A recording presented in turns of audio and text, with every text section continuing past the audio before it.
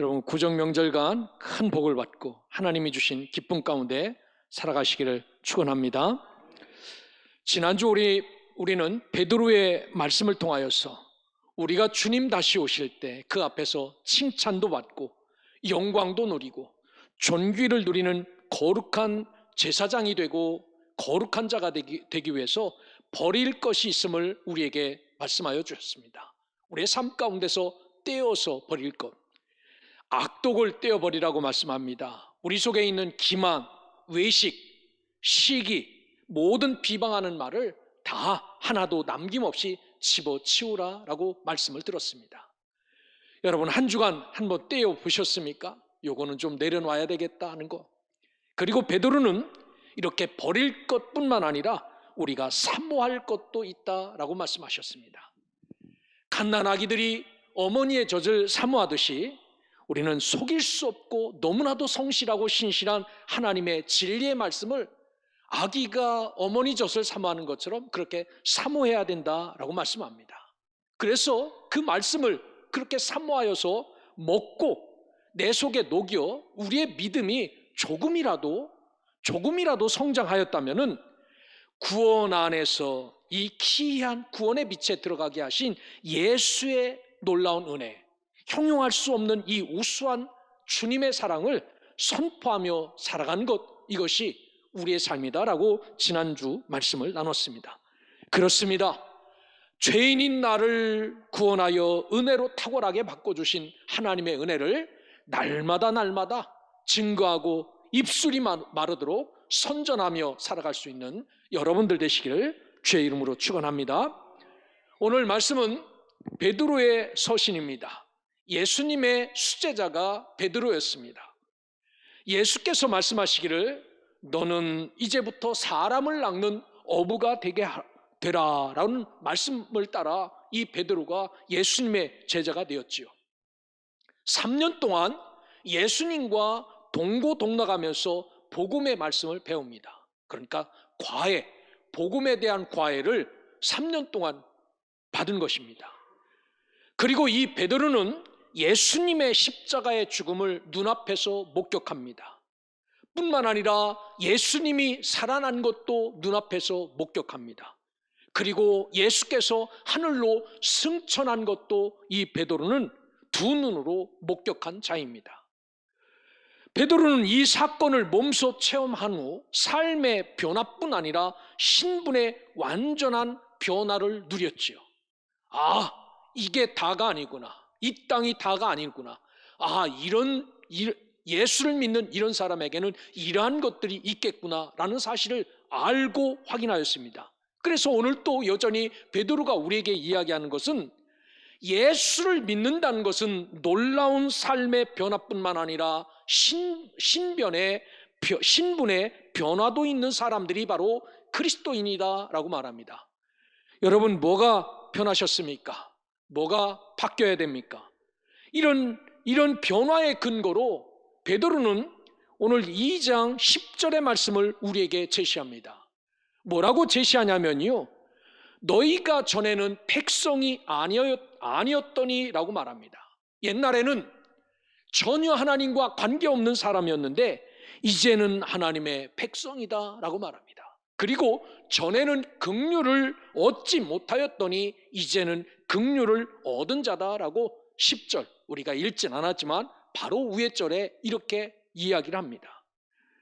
우리가 믿기 이전에는 하나님의 백성이 아니었습니다. 하나님이 우리를 거들떠보지도 않고 우리도 하나님을 찾지도 않는 사람이었습니다. 죄악에 사로잡힌 백성이었습니다. 그러나 우리가 예수 그리스도의 이름을 불러 그분을 믿음으로 구주로 받아들이고 영접했습니다.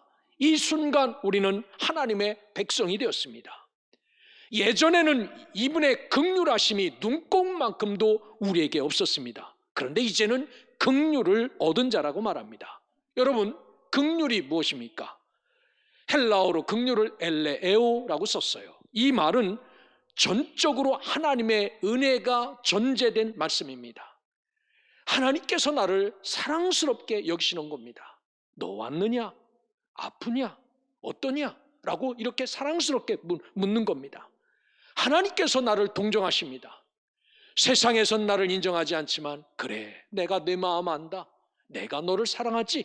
내가 내 모습을 보고 있지. 하나님이 우리를 불쌍히 여기십니다. 이게 긍휼함입니다.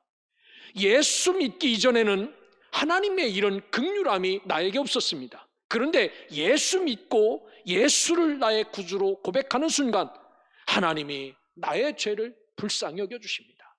너 왜 죄를 짓고 다니느냐? 너 왜 거기에서 못 빠져나오느냐? 이렇게 긍휼을 베풀어 주시죠. 하나님이 나를 사랑스럽게 여깁니다. 죄 가운데 살아도 그래, 너는 내 새끼지 라고 말씀합니다. 나를 동정해 주십니다.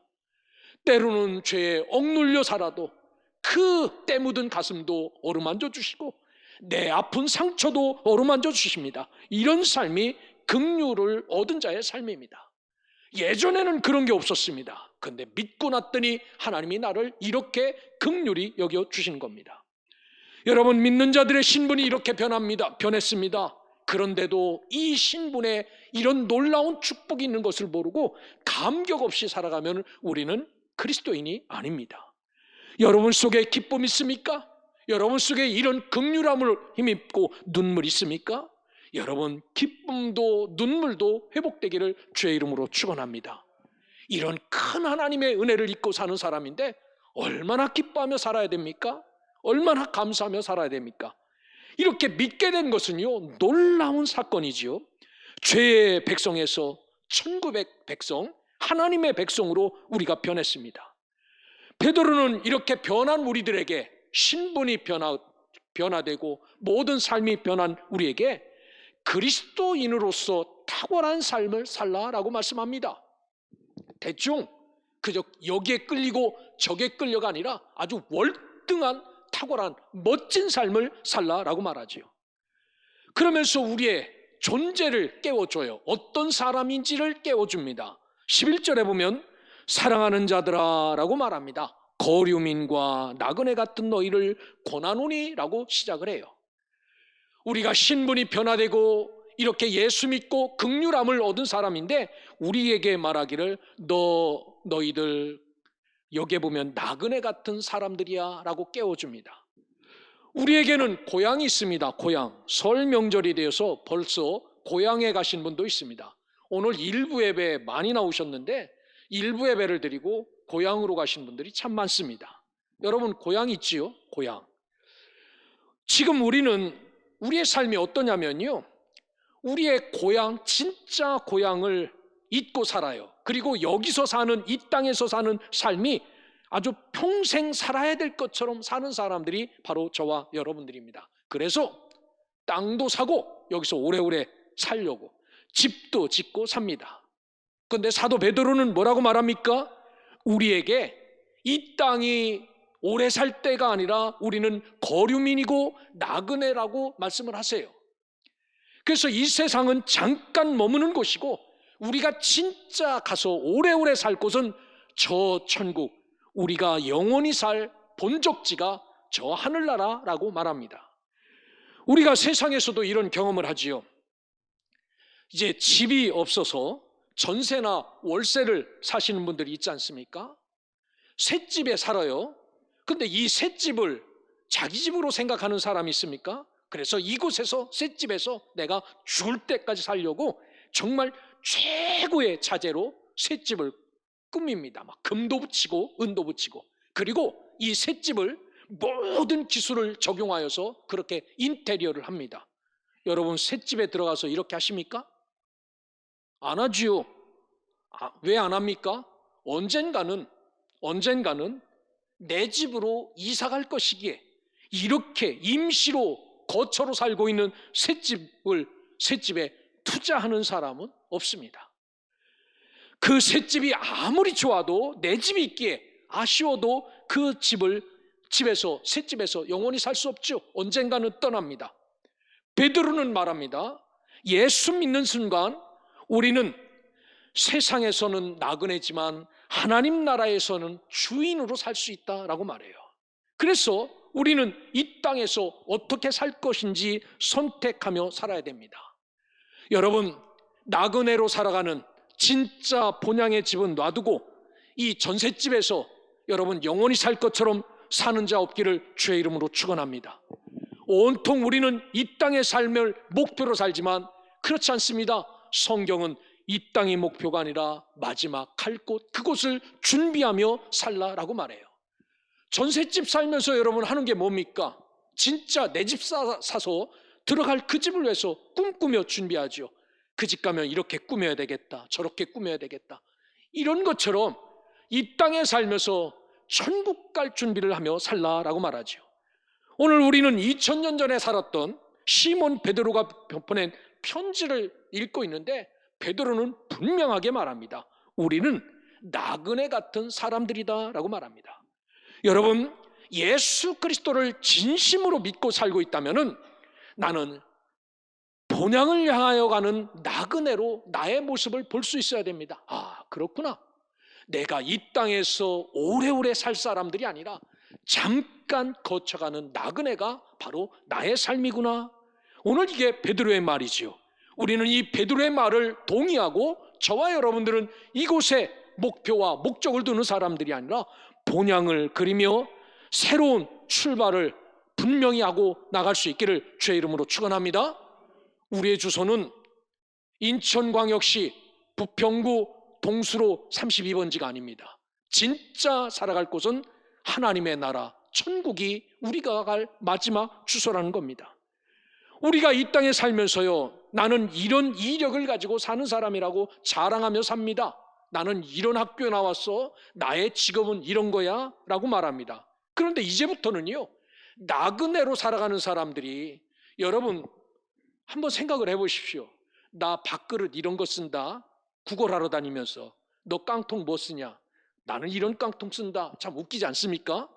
이런 거는 이제 필요 없어요. 진짜 우리가 자랑할 것은요, 나 예수 믿는 성도야, 나 이제 하나님의 백성이야, 나 천국 백성이란다. 여러분, 이렇게 살아가야 된다라고 말씀합니다. 세상에서는 좀 초라하지만 이렇게 하나님에게 목표를 두고 살아가는 성도들이 되시기를 주의 이름으로 축원합니다. 하지만 우리는 좀 나그네라고 해서 어디에 가서 노숙하는 노숙자의 삶을 살라는 말은 아닙니다. 나그네지만 이 땅에 뿌리를 내리고 사는 사람이 아니지만 대충 살아가거나 시시한 나그네가 아닙니다. 우리는 나그네라도 탁월한 나그네, 최고의 나그네로 사셔야 합니다. 오늘 우리가 어떻게 이런 땅을 살아가면서 흔들림 없는 나그네로 살아갈 수 있는지 베드로가 두 가지 비결을 말씀해 줍니다.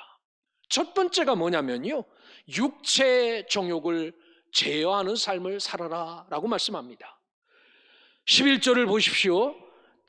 나그네 같은 너희를 권하노니 영혼을 거슬러 싸우는 육체의 정욕을 제어하라 라고 말씀합니다. 이게 나그네 된 성도들이 첫 번째 해야 될 일이다 라고 말합니다. 육체의 정욕. 요즘 여러분 뭐가 먹고 싶습니까? 명절 되니까 살코기 먹고 싶지 않습니까? 이 육체가요, 살코기가 아니라 헬라어로 살키코스.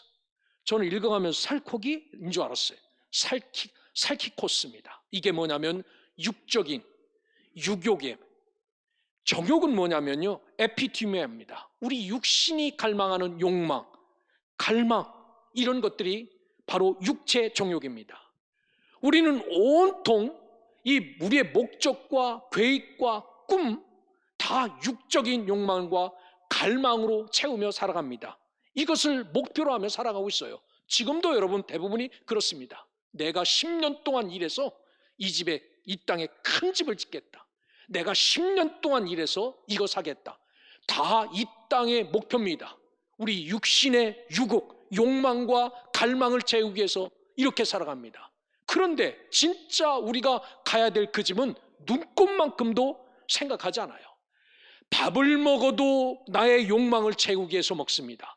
공부를 하여도 성공해서 이 땅에서 떳떳하고 아주 성공해서 살려고 공부합니다. 일을 해도 온통 육체 정욕을 채우기 위해서 먹고 일합니다. 그런데 오늘 베드로는 우리의 주소도 바꿔주고요, 우리 주소가 여기 아니라 하늘나라라고 바꿔주고요, 목표도 바꿔줍니다. 하나님의 백성은 육체의 정욕대로 사는 사람들이 아니다. 이 땅에서 다른 사람들처럼 똑같이 그림 그리고 사는 사람이 아니다라고 말합니다. 영혼을 위해서 사는 사람들이다라고 말합니다. 그러면 육체 정욕을 위해서 사는 것과 영혼을 위해서 사는 것은 어떤 차이가 있습니까? 성경은 뭐라고 말합니까? 사도 바울은 로마서 8장 5절에서 이렇게 말합니다. 육신을 따르는 자는 육신의 일을, 영을 따르는 자는 영의 일을 생각하나니 라고 말합니다. 여러분, 매일 밥 먹으면서 나 부자 돼야지 이런 사람은요, 육신의 일을 생각합니다. 어떻게 하면 돈 벌 수 있을까? 어디 가서 일해야 월급을 많이 주나? 이거 생각하죠. 그런데 영을 따르는 자는 영의 일을 생각합니다. 내가 어디에 가야 하나님을 만날까? 어디에 가야 하나님과 교제할 수 있는 장소인가? 여러분, 이겁니다. 그러면서 육신의 생각은 사망이라고 말합니다. 영의 생각은 생명과 평안이다 라고 말합니다. 육신의 생각은 하나님과 원수가 되지만 이는 하나님의 법에 굴복하지 아니할 뿐 아니라 할 수도 없습니다. 육신에 있는 자들은 하나님을 기쁘시게 할 수 없다라고 사도 바울이 우리에게 말해요. 육신을 따르는 자들은 하나님을 절대로 기쁘시게 할 수 없다라고 말합니다. 사랑하는 성도 여러분, 특별히 명절을 앞두고 하나님 앞에 나와 예배하는 하나님의 친백성이 된 저와 여러분은 나그네처럼 천성을 향하여 우리들은 육체의 정욕, 즉 육적인 욕망과 갈망에 이끌려 사는 자 없기를 주의 이름으로 축원합니다. 여러분, 진짜입니다. 우리 중에 할아버지 할머니 이름 모르는 사람 잔뜩 있어요. 할아버지 할머니 이름을 몰라. 그런데 그놈의 자식들에게 뭐를 남겨주려고 그렇게 열심히 일하십니까? 그러지 마세요. 여러분, 주를 위해서 그렇게 헌신하면은 주님이 우리를 기억해 주신다라는 겁니다. 얼마나 일할까 여기에 눌려 살지 마시고요, 얼마나 주를 잘 섬길까 고민하며 살아가시기를 주의 이름으로 축원합니다. 바울은 에베소 교인들에게 선언합니다. 주를 기쁘시게 할 것이 무엇인가 시험하여 보라 라고 말합니다. 주님이 무엇에 가장 기뻐하실까? 이거를 한번 테스트해봐라 라고 말합니다. 너희가 전에는 어둠이더니 이제는 주 안에서 빛이라, 빛의 자녀들처럼 행하라 라고 강력히 요구하죠. 에베소에서 아데미 신전을 섬기며 옛날에 빛의 어둠의 자녀로 살았습니다. 빛은 눈꽃만큼도 없었습니다. 그런데 복음이 들어가 에베소에도 예수 그리스도의 복음 믿으면 구원받는 이 진리가 넘쳐나죠. 이제 그렇게 되어서 빛의 자녀들처럼 행하라 라고 말합니다. 그럼 빛의 자녀의 열매는 뭔가? 착함과 의로움과 진실함에 있느니라 라고 말합니다. 이게 빛의 자녀들, 이게 하나님을 기쁘시게 하는 삶이다 라고 말합니다. 사랑하는 성도 여러분, 오늘 우리는 어둠의 일에 참여하지 않고 도리어 그것들을 책망할 뿐만 아니라 육적인 욕망과 갈등을 뜯어내고 오늘 하나님이 기쁘시게 여기시는 영적인 삶을 잘 살아가기에 조금도 부족 없는 믿음의 백성들 되시기를 주의 이름으로 축원합니다. 베드로는 말합니다. 정말 나그네의 삶이지만 탁월한 나그네의 삶을 살기 위해서 저와 여러분은 육체의 정욕을 제어하여라 라고 첫 번째로 말했다면, 두 번째는 베드로가 뭐를 우리에게 권면하냐면요, 주를 위하여 순종하라 라고 말합니다. 13절에 보면 인간의 모든 제도를 주를 위해 순종하되 라고 말합니다. 우리는 제도 속에 살고 있지요. 우리는 대한민국 국민입니다. 대통령의 말을 듣고 이 대한민국의 헌법을 따라 삽니다. 오늘 이런 제도 속에 살고 있지만 분명한 것은 이 제도가 우리 하지 말아라, 해라 라고 해도 순종하라는 겁니다. 누구를 위해서? 주를 위해서 이 제도 안에서 순종하라 라고 말합니다. 사도 베드로는 믿는 자들이 세상에 미련을 두지 않고 살게 하기 위해서 나그네 신앙을 강력하게 주장해요. 왜냐하면 우리는 가야 될 본향이 있다는 겁니다. 여기가 전부가 아니라는 겁니다. 그래서 사도 베드로는 이 나그네 신앙을 굉장히 강조합니다. 두 번째는요, 순종을 대단히 강조합니다. 그래서 베드로는 예수님과 동행하면서 별의 별 사건을 다 경험한 사람이 베드로예요. 베드로는 예수님 간데 안 간 데가 없습니다. 성경에 보면 각종 귀신을 쫓아내는 자리에도 베드로는 동행했습니다. 성경에 보면요, 각색 병자를 고치는 사건에도 베드로는 동행했습니다.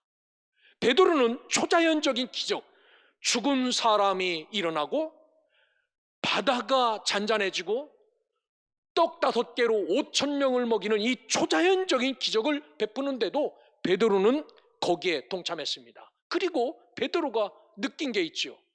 사람들이 귀신 쫓아달라고 와요, 예수님께. 근데 어떤 사람은 쫓아줘요. 근데 어떤 사람은 쫓아주지 않습니다. 병 고치러 옵니다. 어떤 사람은 고쳐주고 어떤 사람은 안 고쳐줘요. 초자연적인 기적을 일으킵니다. 어떤 사람에게 일으키는가? 베드로는 옆에서 보고 느낀 게 있습니다. 단 조건 하나, 순종하느냐 순종하지 못하느냐에 따라서 역사들이 나타나기도 하고 오히려 책망받기도 했다는 사실을 누구보다도 베드로는 잘 깨닫고 있었어요. 그래서 베드로가 말합니다. 정말 중요한 신앙은 주 앞에 순종하는 신앙이다 라고 말합니다. 사랑하는 소명의 성도 여러분, 우리에게도 이런 순종의 신앙, 주를 위한 순종의 신앙이 풍성하게 채워지기를 주의 이름으로 축원합니다. 예수 믿는 사람이라면요, 제일 많이 듣는 이야기가 순종하십시오, 순종하십시오 라고 말합니다. 순종, 휘파코 내지는 샤마라는 뜻입니다. 하나님의 말씀에 동의하고 그대로 따르는 겁니다. 그런데 정작 순종하는 사람은 찾아보기 힘듭니다. 하나님은 우리에게 순종하라고 말씀합니다. 그러면 우리는 습관적으로 아멘이라고 말합니다. 그런데 돌아서서는 엉뚱한 길을 갑니다. 우리가 순종의 삶을 살려면요, 하나님의 뜻을 정확하게 알아야 되죠. 하지만 우리는 하나님이 원하시는 순종이 아니라 저거 내가 해석해서 내 방식대로 순종하려고 합니다. 그리고 생각하기를 나 순종하고 있다라고 착각하며 삽니다. 보통 이 삶이 저와 여러분이 순종하는 삶입니다. 여러분, 하나님의 명령을 확인하십시오. 가라, 가는 겁니다. 서라, 서는 겁니다. 그 자리가 심지어 죽는 자리를 할지라도. 행하라 라고 하면 행하는 겁니다. 내가 손해나는 일이 있고 모든 것이 풍비박산 나더라도 하는 겁니다. 이게 순종입니다. 오늘 특별히 순종 앞에 서서 우리는 예수님의 순종을 본받기를 주의 이름으로 축원합니다.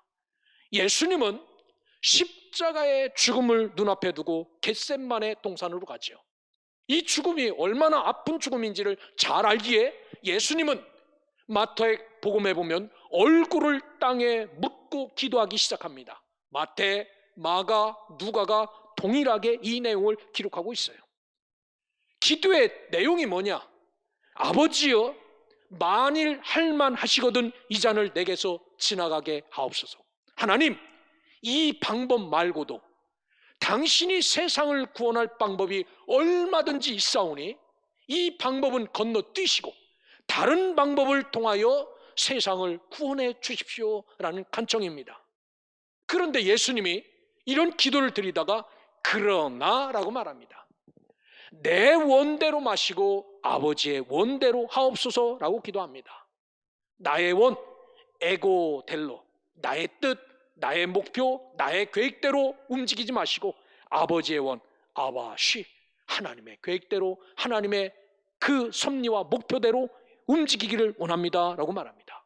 여러분, 이 기도가 우리가 담고 배워야 할 진정한 순종의 기도입니다.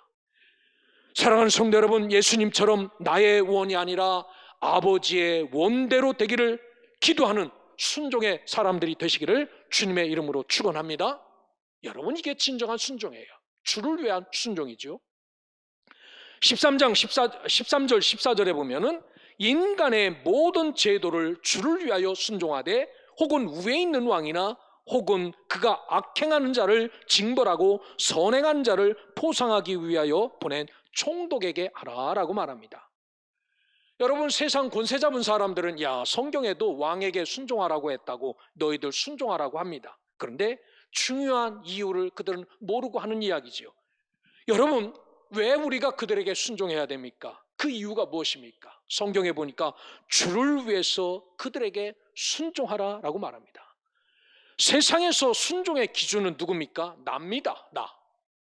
왜 그렇습니까? 나에게 유익이 되면은 순종해요. 동의합니다. 그런데 나에게 유익이 되지 않고 손해나면요, 절대로 순종하지 않습니다. 정부를 비판하고 사람을 비판하고 반대합니다. 그런데 베드로는 뭐라고 이야기하냐면요, 이제는 그런 삶을 살지 말라라고 이야기합니다. 이렇게 수준 낮은 삶은 예수 믿기 이전 사람들이 말하는 방식이라는 겁니다. 적어도 그리스도인으로서 타고난 삶은 나에게 이로운지 해로운지를 판단하기에 앞서서 주님의 뜻이 어디 있는지를 묻고 순종하라는 이야기입니다. 손해나도 주님의 뜻이라면 순종하라는 겁니다. 손해나지 않고 부하여도 주님께서 원하시는 것이라면 그렇게 하라는 겁니다. 이게 순종이라는 겁니다. 내가 아무리 손해를 봐도 주님의 뜻이라면 그게 좋든 나쁘든 내게 이익이 되든 이익이 되지 않든 순종하는 것, 이것이 바로 베드로가 요구하는 순종. 정치꾼들에게 순종해봐야 우리에게 뭐가 이익이 됩니까? 선거철만 되면 와서 손 한 번 잡아주시고 부탁합니다, 목사님 부탁합니다, 다 동원해 주십시오 라고 말하지만 막상 되고 나면은 만나주지도 않아요. 그런데 왜 우리가 그런 사람들에게 머리를 숙여야 됩니까? 주를 위해서 순종하라라고 말합니다. 이유는 15절에 이렇게 이야기해요. 표준 세번역 성경에 보면 선을 행함으로 어리석은 자들의 무지한 입을 막는 것이 하나님의 뜻이다라고 말합니다. 우리가 그들과 다르게 늘 하나님의 뜻을 따라 움직이면 그들도 할 말이 없어지는 겁니다. 야, 참 무서운 사람이구나. 내가 이런 것을 요구해도 따라서 하네. 싫다고도 말 안 하네. 참 무섭다. 하나님께서 우리의 이런 선한 순종함으로 어리석은 사람들의 입을 확 막으시려고 우리 보고 순종하라는 겁니다. 정치꾼들에게 순종하라는 이야기 아닙니다. 그들이 요구하는 것을 이렇게 순종해서 하나님의 뜻이 나타나게 하라는 이야기입니다. 하나님은 우리가 하나님의 백성이 된 만큼 하나님의 방법으로 살기를 원하시죠. 이제부터 이렇게 하나님의 뜻을 따라 하나님이 요구하시는 순종의 삶을 잘 살아가는 주의 백성, 하나님의 자녀들 되시기를 주의 이름으로 축원합니다.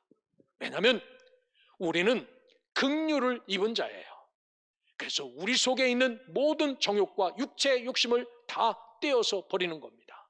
그리고 주를 위해서 순종하는 삶, 이것이 성경이 우리에게 요구하는 삶이죠. 오늘 말씀을 정리합니다. 우리가 예수 믿기 이전에는 하나님의 백성이 아니었습니다. 그분과 전혀 관계없는 사람이었어요. 그런데 지금은 하나님의 백성이 되었습니다. 하나님의 백성. 그러면은 지금부터는 저와 여러분은 누구의 명을 따라야 되냐면요, 하나님의 명령을 따라야 됩니다. 이렇게 따라갈 때 예전에 믿지 않을 때는 긍휼을 입지 못한 사람이었습니다. 아파도 나에게 신경 써주시지 않던 하나님, 내 심정이 갈기갈기 찢어져도 나한테 거들떠보지도 않은 하나님인데, 지금은 하나님의 백성에게 하나님은 나를 긍휼히 여깁니다. 아프냐? 어디가 아프냐? 왜 아프냐? 뭐 때문에 아프냐? 원하는 게 뭐냐? 라고 하나님은 우리에게 오시죠. 그런데 우리는 어떻습니까? 주님 사랑합니다, 순종합니다, 합니다 하면서 사는 거는 엉뚱하게 살아요. 진짜 하나님은 우리를 긍휼히 여겨주시는데, 그 긍휼히 여김을 받고 있는 우리는 하나님에게 날마다 속된 말로 뻥치며 살아간다라는 겁니다. 그런데 오늘 베드로는 말합니다.